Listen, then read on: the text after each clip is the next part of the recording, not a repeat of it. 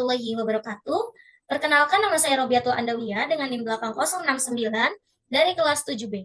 Di sini saya akan mempraktikkan penggunaan autograf dan juga SPSS. Di sini pada autograf saya mengambil materi mengenai persamaan linear dan kuadrat. Pada soal pertama, saya mengambil dari website Devantri yang merupakan soal UTBK SBMPTN tahun 2019. Baik, langsung saja kita praktikkan. Di sini, klik file, pilih new 2D graph page, karena kita akan membuat persamaan linear dan kuadrat. Oke, pada soal yang pertama, jika A, B solusi dari sistem persamaan kuadrat X pangkat 2 ditambah Y pangkat 2 dikurang 2X sama dengan 19, dan persamaan kedua yaitu X ditambah Y kuadrat sama dengan 1.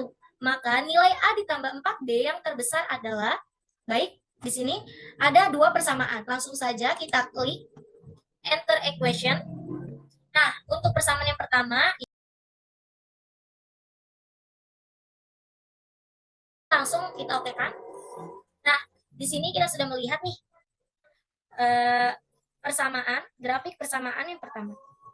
Nah, selanjutnya untuk persamaan kedua sama saja kita klik icon enter question.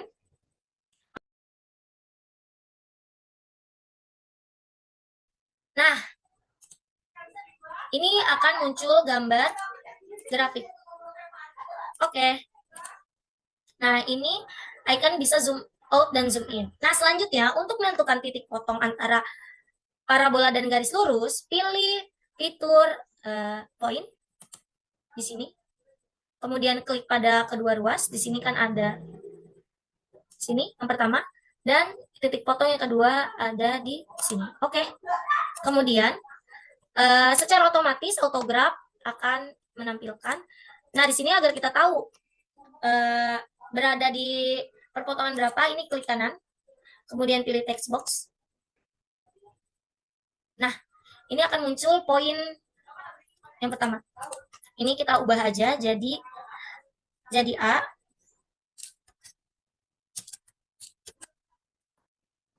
Oke. Nah, yang titik kedua sama saja, klik kanan, kemudian text box. Nah, di sini kita ubah menjadi titik. Oke, kita okekan. Nah, autograf akan secara otomatis menampilkan label pada grafik yang dibuat. Selanjutnya, verifikasi solusi. Nah, di sini tadi kan ada soal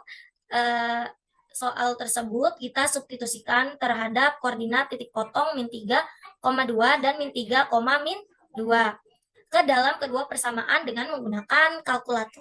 Ini ada icon kalkulator, kita bisa klik di sini. Nah, untuk selanjutnya kita gunakan fitur kalkulator.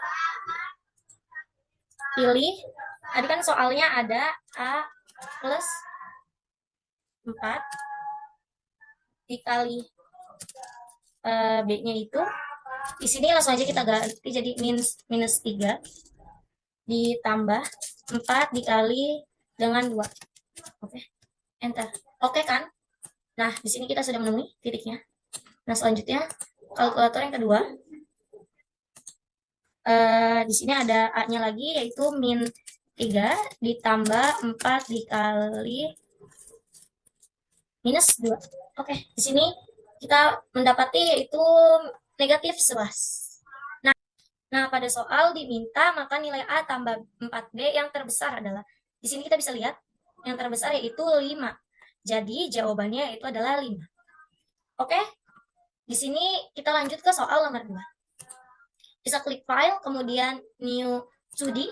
Nah, di sini soal nomor 2 saya ambil dari website Devantri yang merupakan soal dari Tanas IPA SMA pada tahun 1990.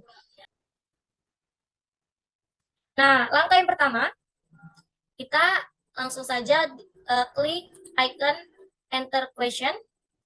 Persamaan pertama yaitu Y.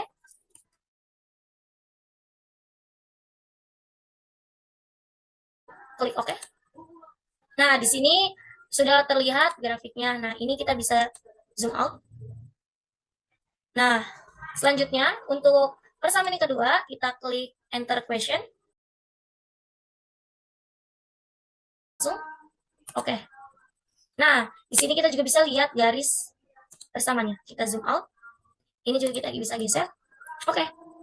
Nah, untuk menentukan titik potongnya, bisa dengan cara kita klik di sini, kita klik point ini. Nah, yang kedua ada di sini. Oke. Nah, kita beri nama dengan text label, text box. Nah, poin yang pertama atau A itu 4,7. Ini kita oke kan? Kemudian poin kedua, text box. Nah, kita dapati di min 3, minus 7. Ini kita namai B. Oke. Karena diminta yaitu persamaan y min 2x ditambah 1 sama 0 berpotongan di titik yang berabsis. Nah, di sini kita udah mengetahui titik berabsisnya itu yang pertama ada 4, yang kedua ada minus 3. Oke, lanjut ke soal berikutnya. Nah, di sini sudah ada page baru. Soal ketiga yaitu soal dari web Devantry, ya, soal UTBK SBMPTN tahun 2019. Nah, caranya sama. Kita klik fitur enter question.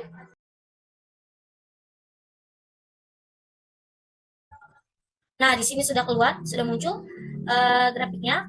Nah, untuk persamaan yang kedua, sama saja kita pilih icon enter equation.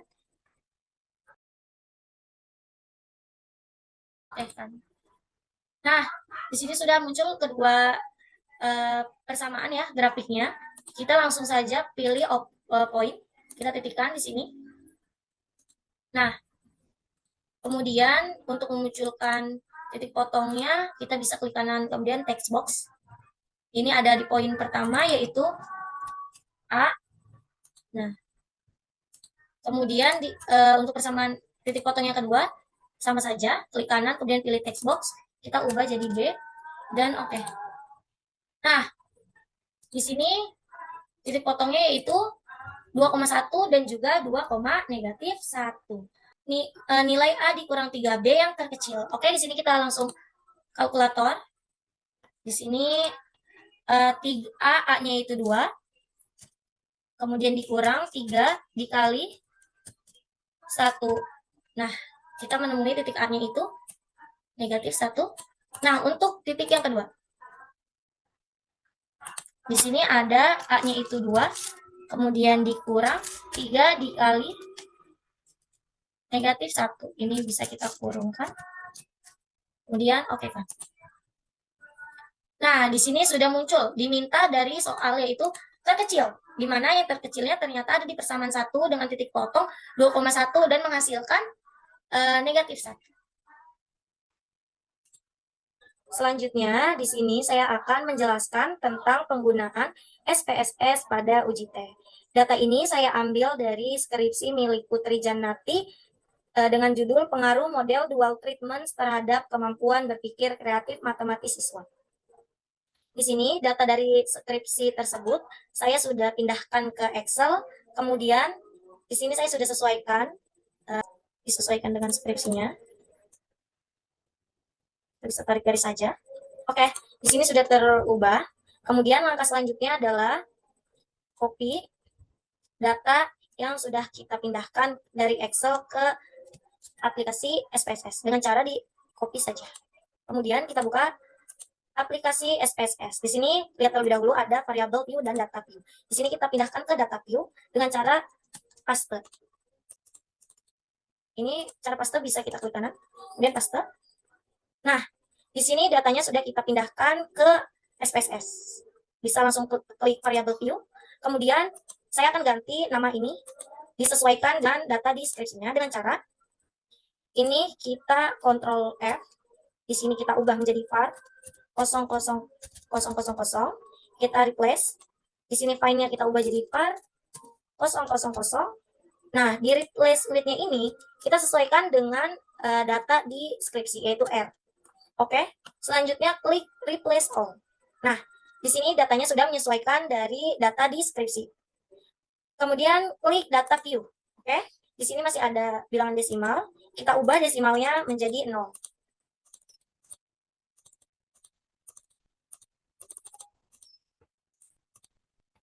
Nah, dengan R07-nya ini kita ubah menjadi total karena jumlah soal pada skripsi tersebut yaitu 6 soal. Oke. Ini.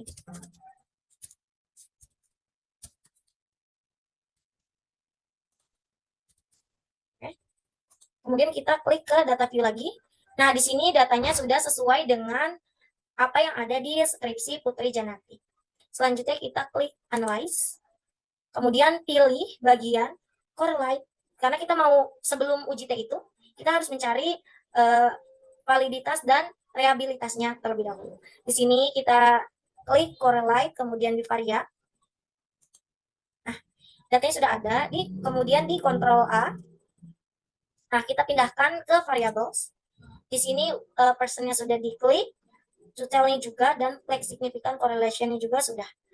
Kemudian kita klik OK.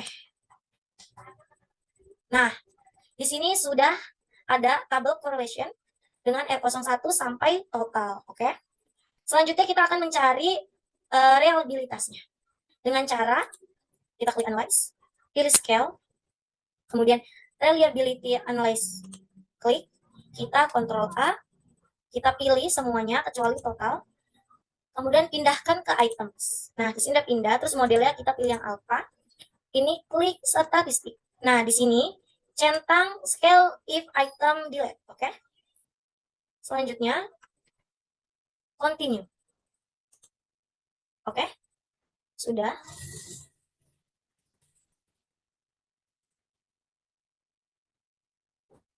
Ini kita oke. Nah, di sini udah tersedia output dari reliability statistiknya. Tadi kita N-nya itu ada 6, dengan Chromebase alpha-nya itu ada 452. 0,452. Oke, kita sudah mengecek validitas yang pertama. Yang kedua ada reliability. Nah, selanjutnya sebelum ke uji T-nya kita harus mengecek yaitu homogenitasnya. Ini kita save dulu filenya. Ini. Kemudian kita pilih save as. Oke, ini kita namai uji validitas dan reliabilitas. Oke, setelah itu lanjut save. Nah, kita sudah menyelesaikan tentang uji validitas dan reliabilitas. Selanjutnya akan mencari yang namanya uji homogenitas dan juga uji normalitas agar bisa ketahuan nih tentang uji hipotesis dari skripsi milik Putri Janati. Ini kita save juga outputnya. Open. Ini outputnya kita namainya sama uji output. Ini kita bisa namain output. Oke, save. Nah, yang kita kerjakan selanjutnya yaitu untuk mencari normalitas dan juga homogenitas.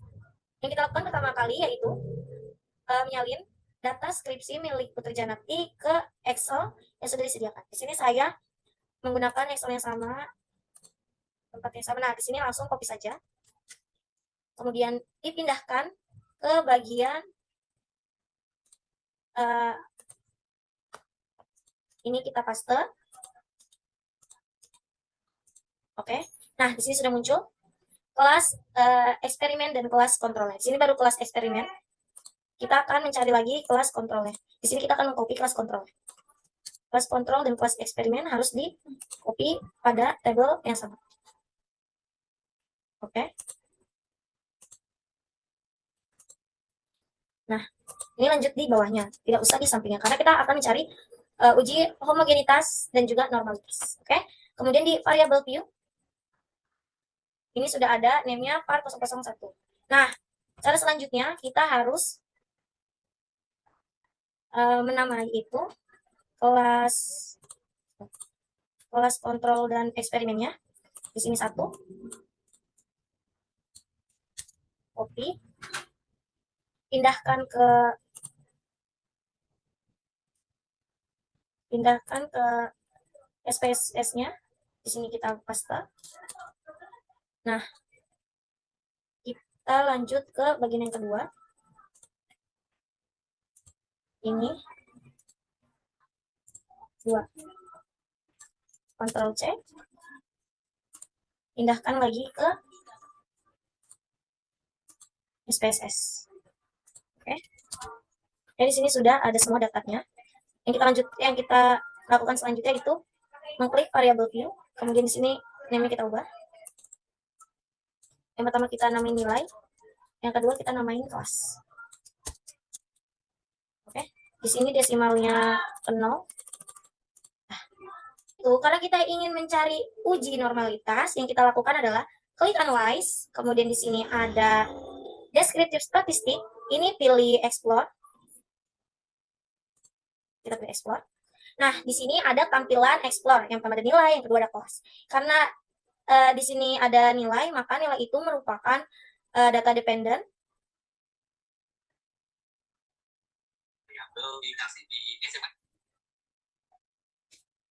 Nah, muncul tampilan seperti ini. Selanjutnya ada dependent list dan factor list. Di sini nilai sebagai dependent list, kita pindahkan langsung, dan kelas sebagai factor list. Karena kita ingin mencari uji normalitas, sini aja. Oke, di sini sudah muncul datanya. Yang pertama ada case processing summary, kemudian ada descriptive, dan juga ada test of normality. Oke. Nah, setelah kita sudah mengetahui data dari normalitasnya, uji normalitasnya, yang kita lakukan selanjutnya yaitu mencari uji homogenitas. Dengan cara klik analyze, kemudian pilih compare means, kemudian pilih one way ANOVA. Nah, di sini ada dependent list dan juga ada faktor. Di sini dependent listnya nilai, faktornya yaitu kelas. Oke. Selanjutnya yang kita lakukan adalah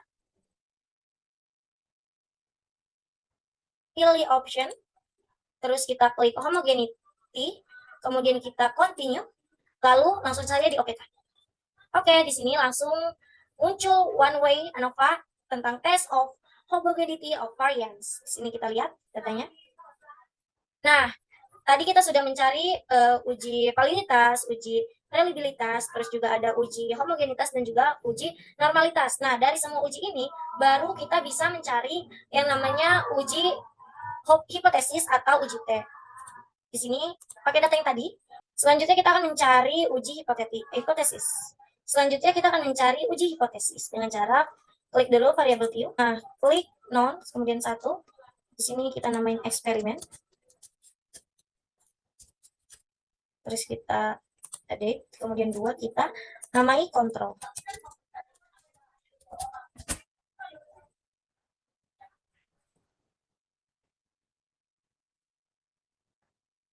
Oke, kemudian kita date dan oke.